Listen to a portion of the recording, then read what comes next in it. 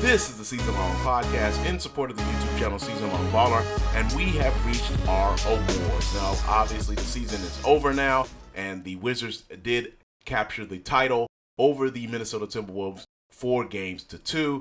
Check out our playlist. We'll have that in the description below.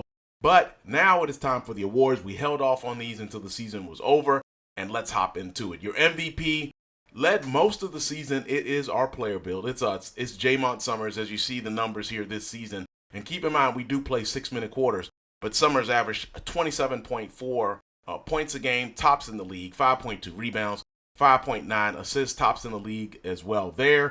Shot 57.7% from the field and just a shade under 95% from the free throw line, which my goal was 95%, so missed that by just a little bit.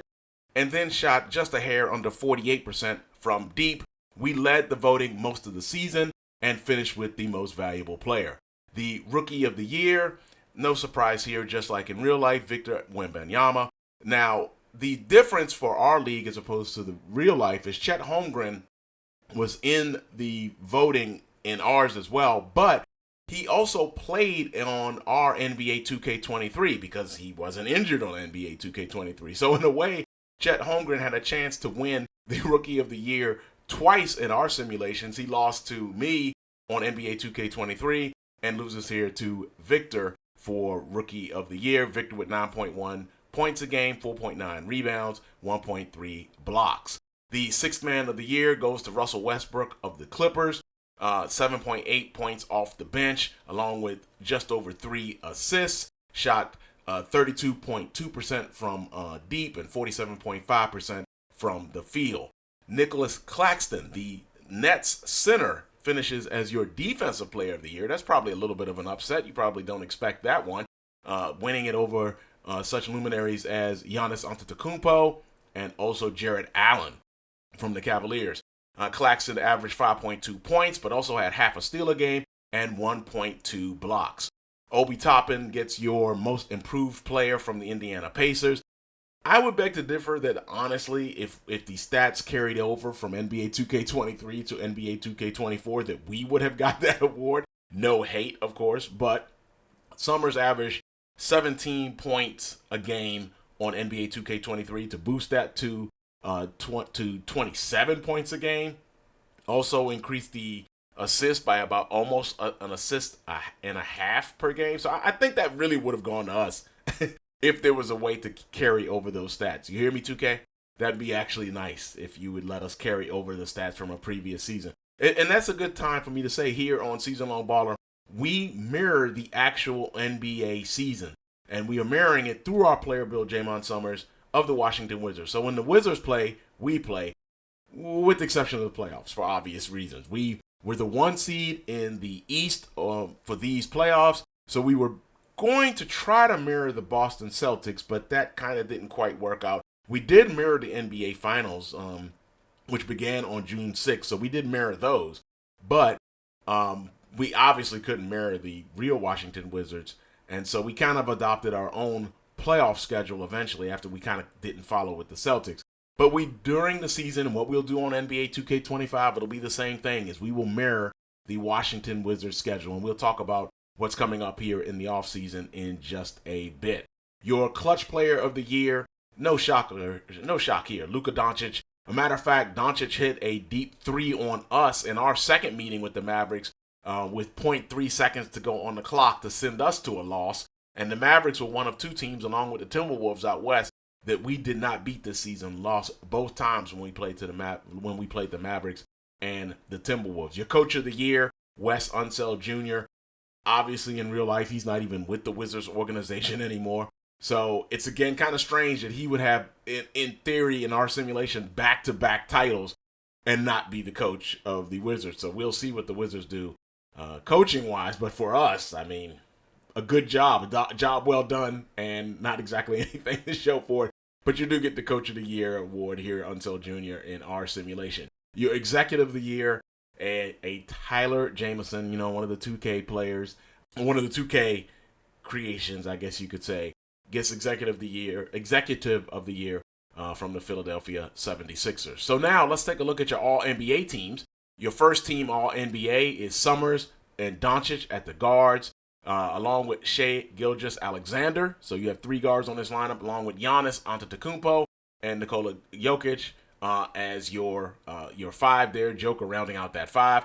Your second team, Trae Young, Joel Embiid, James Harden, along with Stephen Curry and LeBron James. So there is your second team. And third team, you got LaMelo Ball. Needless to say, he is healthy in our simulation, so he hasn't had the foot problems that he has had, unfortunately, in real life. And rounding out that team, you've got Butler, Tatum, Halliburton, and Sabonis of the Sacramento Kings. Now, your all-defensive team is Paul George at... Wait. There's no way in the world. How is that possible? So, Jaymont Summerz is first. Yeah, that's what that. First team all defensive? I've complained about my defense all season long. And truth be told, I thought DeLon Wright did a better job, as our perimeter defender. I mean, he was the one that was guarding Ant in our NBA Finals. So how does this work? We were among the league leaders and points surrendered as a defender. So we didn't lead the league in steals or blocks. I don't think we were among the league. Maybe we were among the league leaders among guards in block shots.